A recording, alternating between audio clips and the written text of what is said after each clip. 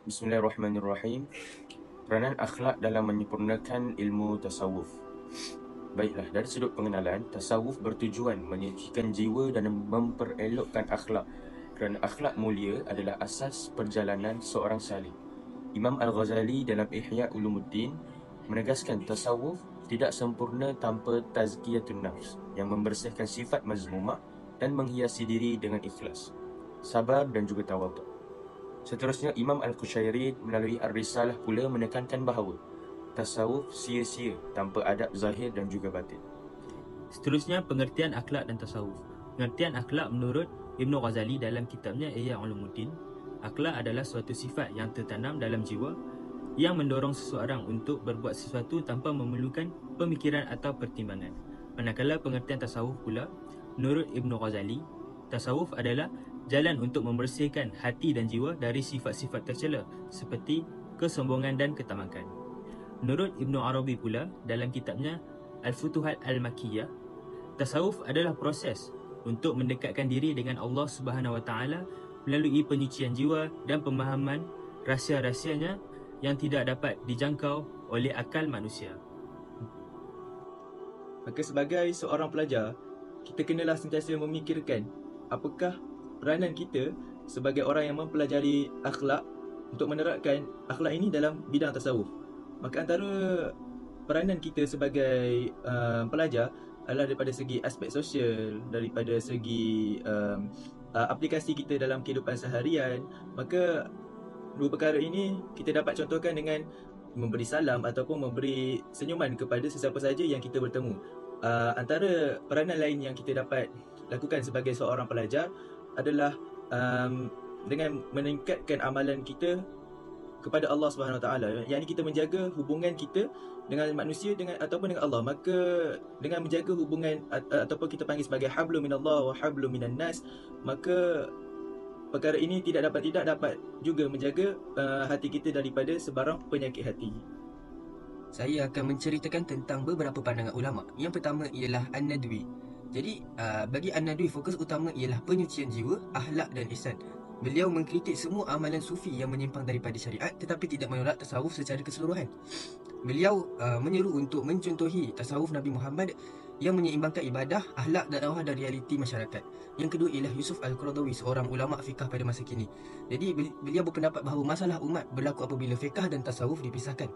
Fiqah tanpa tasawuf menjadikan hati keras, manakala tasawuf tanpa fiqah menjadikan bertambah sesat. Gabungan keduanya menjadikan seorang Muslim yang sejati.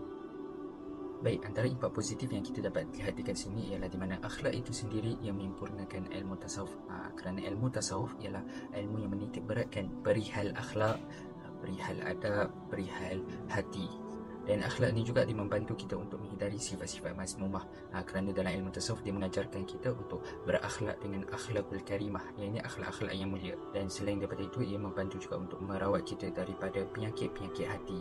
Seperti mana yang kita tahu, ilmu tasawuf itu sendiri ialah tazkiyatun nafs, yang ini membersihkan diri, membersihkan hati kita daripada penyakit-penyakit ujub, riak, takbur, sombong, dan menanamkan kepada diri kita dengan akhlak yang mulia, akhlakul karimah dan sifat-sifat mahmudah.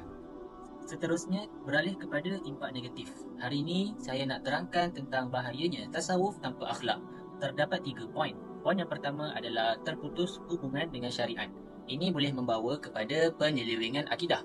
Bila seseorang itu dia terlalu ikut amalan rohani tanpa faham hukum, dia boleh fikir yang ibadah asas tak penting sebab rasa diri dia itu dah sampai tahap marifat, tahap yang betul-betul kenal Allah. Ini boleh merosakkan akidah. Poin kedua, kesombongan dan ujub. Walaupun dia ini banyak berzikir, banyak berwirid, kalau hatinya tak bersih, dia mudah pandang rendah pada orang lain. Bahayalah itu tanpa akhlak. Ketiga, ia boleh menghilangkan kepercayaan. Kepercayaan siapa? Kepercayaan orang luar atau masyarakat. Masyarakat memandang serong kepada ajaran tasawuf kerana ahli-ahlinya tidak mempamerkan akhlak yang baik. Orang luar akan salah fahamlah dan pandang negatif pada tasawuf. Jadi tasawuf ini dia mestilah bersama syariat dan akhlak. Barulah jiwa-jiwa itu betul-betul bersih. Okay, baiklah, secara kesimpulannya, akhlak memainkan peranan yang sangat penting dalam menyempurnakan tasawuf kerana ia adalah asas, panduan dan natijah utama dalam perjalanan kerohanian seseorang. tasawuf yang bertujuan menyucikan jiwa tidak akan mencapai matlamatnya tanpa pembentukan akhlak yang mulia, kerana menyucikan diri daripada sifat mazmumah serta menghiaskan diri dengan sifat mahmudah merupakan tunjang utama kepada proses tazkiyatun nafs. Akhlak juga merupakan ukuran hakiki kepada darjat ihsan, kerana setiap budi pekerti yang ditunjukkan mencerminkan bagaimana rapatnya hubungan seseorang insan tersebut kepada Allah Subhanahu Wa Taala. Tanpa akhlak, amalan tasawuf akan menjadi kosong, rapuh dan mudah tersasar daripada landasan syariat yang menjejaskan akidah seseorang. Oleh demikian, akhlak bukan sekadar pelengkap kepada tasawuf, tetapi ia juga adalah gambaran sebenar kejayaan perjalanan rohani seseorang insan serta bukti keutuhan iman dan ketakwaan seseorang insan.